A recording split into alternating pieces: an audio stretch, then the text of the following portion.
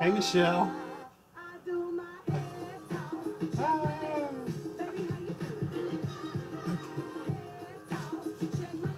I'm doing a musical intro tonight.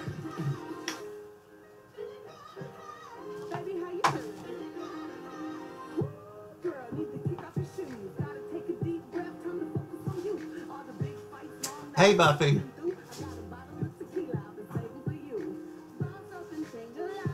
I'm finally learning how to look at the comments while I'm doing this. Hey, Brandon. I am Cynthia. I love Lizzo. Oh, Liz, happy birthday. I'm so glad you joined me for your birthday. Yay. That's, I guess, what you get when you're social distancing and quarantine. You have to spend your birthday online with me. But I'm glad you are. Hey, Alexis. I think it says that you're great, Courtney, is what that, I think that's what that means.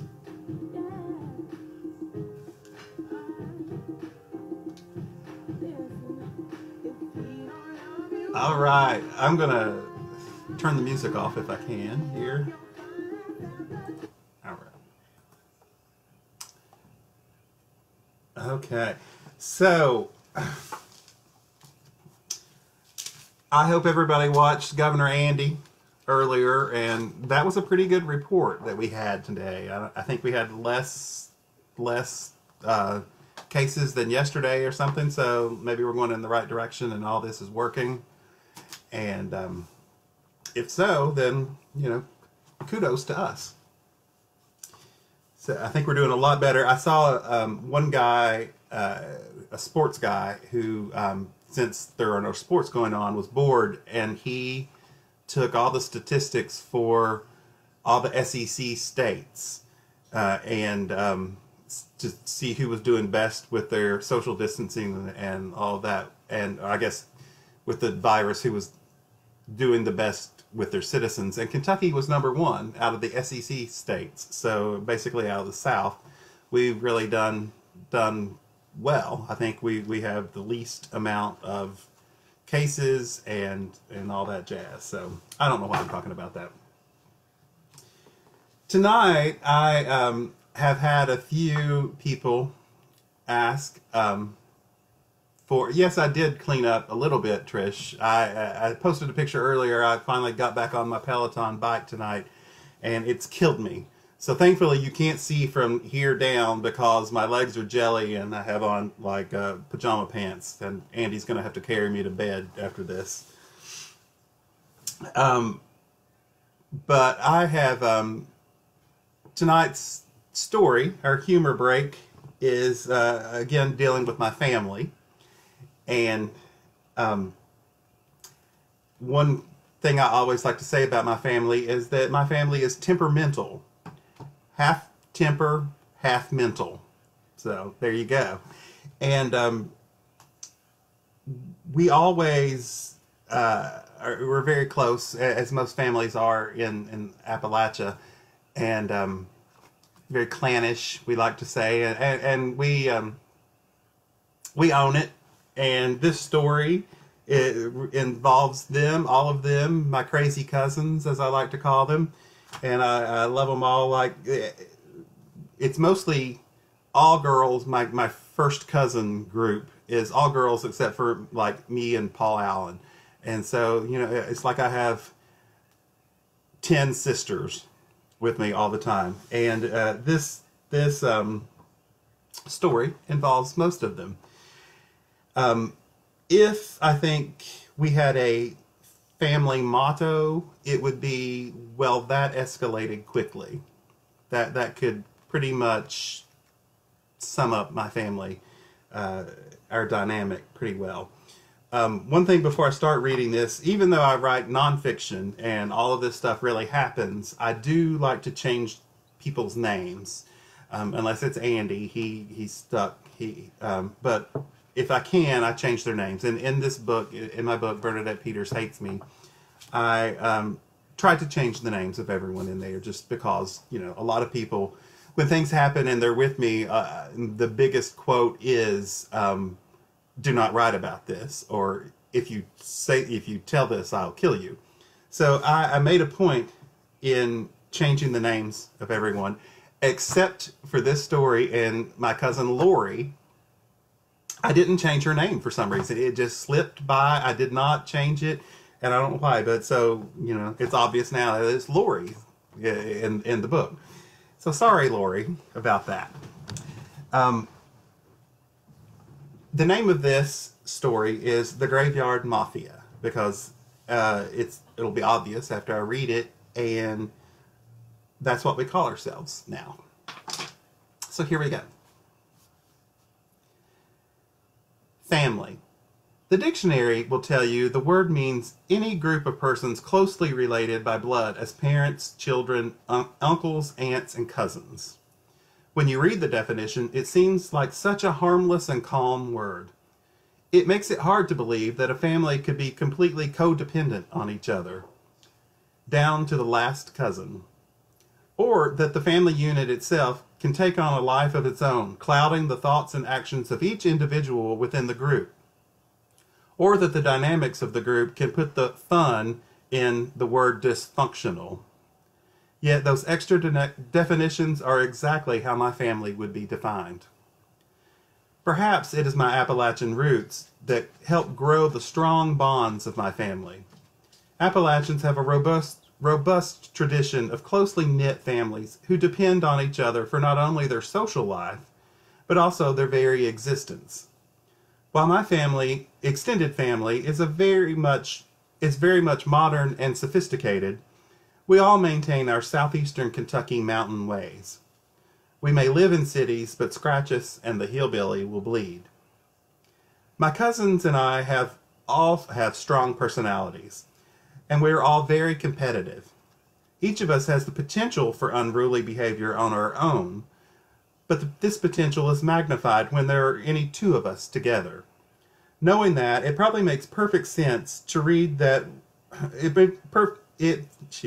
Knowing that, it makes perfect sense to read that when a group of us congregate, anything can happen. Nothing can be ruled out. When we have family get-togethers, it's usually an evening of seeing who can get their point across by talking the loudest. To people outside the family, this can look like a massive argument, but that only rarely happens. Because of our tendency for rambunctiousness, I nicknamed my partners in family crime as the crazy cousins. Although we have tried to rein in ourselves and behave, especially in public or in front of outsiders, we have never quite mastered that skill. Quite frankly, we come across as just simply too much.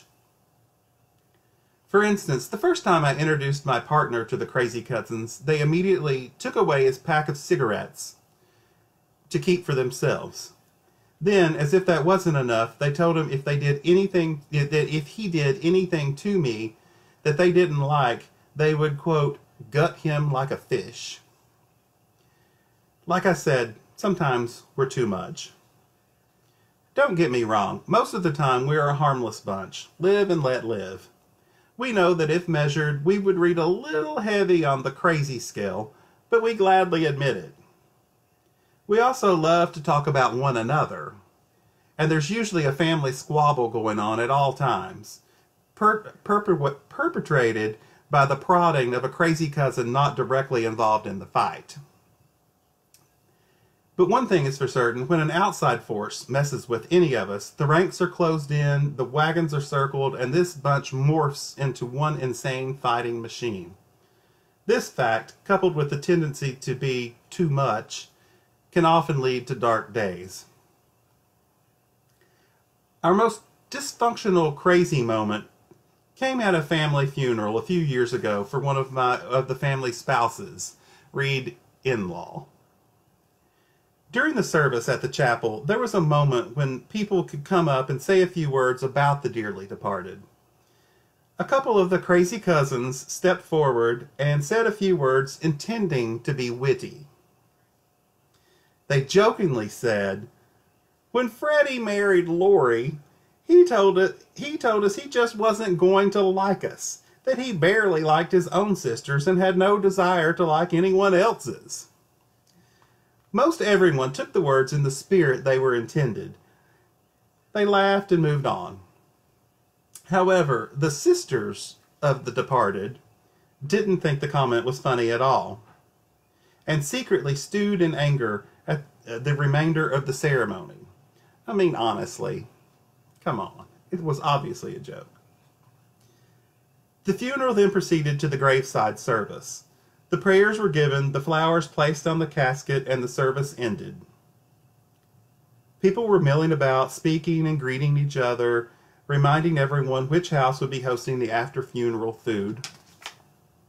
Suddenly, from out of nowhere, loud, harsh words are heard being shouted. The entire crowd looked around to see one member of the dearly departed's family, again read the in-laws, with her finger in one of the crazy cousin's face. That, by the way, is something one should never, ever do. The words became more and more heated until eventually we saw a shove. The woman with the finger actually shoved a crazy cousin at the gravesite, at a funeral. Seeing a crazy cousin being shoved triggered a reaction similar to the old Wonder Twins cartoons when the twins transformed themselves into superheroes. One crazy cousin standing to the west of the incident seemingly said, "Crazy cousin powers activate," in the form of a cheetah, and then covered the 20 or so feet in a split second to get to the melee. Another crazy cousin, already in her car to the north, activated, "in the form of fire," and spread herself at an alarmingly fast rate to the war zone. From all directions of the compass, the crazy cousins converged. However, so did the even crazier family of the departed. In fact, they were so crazy, it needs to be spelled with a K for crazy. K-R-A-Z-Y. I stood with my sister staring at all this for a moment. She had a baby in her arms and was unable to activate her powers, so she looked at me in disbelief and yelled, "Are you not going?"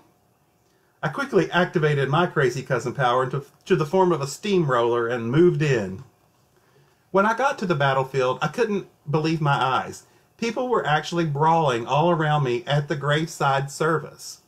One crazy cousin had picked up a display of roses and was beating someone else around the head with the flowers from the funeral. Roses, used as a weapon. It seemed all of this was in slow motion.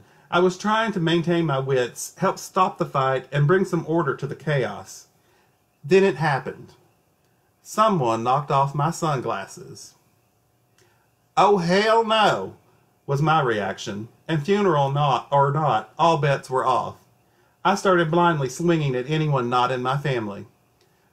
I won't say it was my proudest moment, but those were new sunglasses. The fight went on for a few more minutes and was finally broken up when the employees of the funeral home called the police. If they'd had a water hose, they would have turned it on us. Everyone at that point started to scatter to their cars. I'll have to say that the other side, the crazy with a K family, got the worst end of the deal. The roses were a good weapon, and after many knocks around the head and ears, the crazies were showing signs of defeat. The crazy cousins and I drove to my aunt's home in silence. There was a little leftover crying and aggression in the cars, but no one really said much of anything. Andy had gone directly to my aunt's after the chapel ceremony to prepare the food and get the buffet line in order, and in so doing, he had missed the brawl. As we all started walking in, dirty, tattered, hair askew, sleeves ripped, makeup smudged, he knew something was amiss. When I explained what had happened, he just stared at me. After 7 years, he still had that look of horror and amusement that all outsiders get when witnessing my family for the first time. My crazy cousin's husband took in the entire thing and then said, "I sure didn't want to drive all the way from Ohio down here to this funeral today, but crazy cousin wife made me,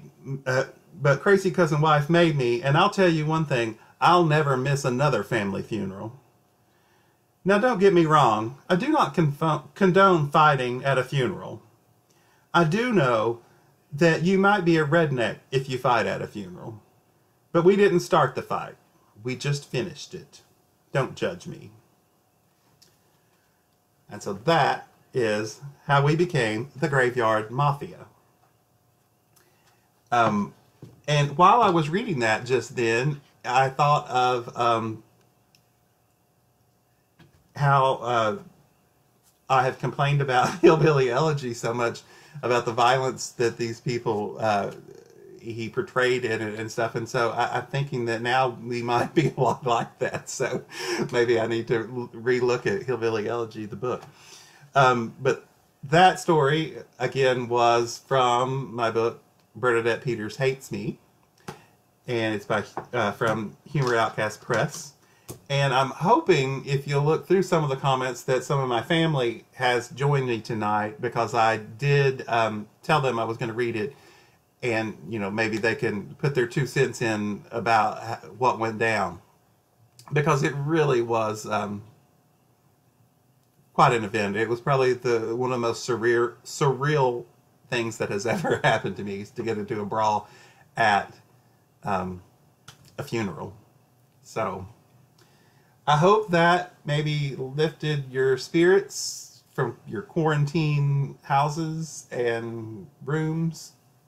And I hope that we can do this again tomorrow.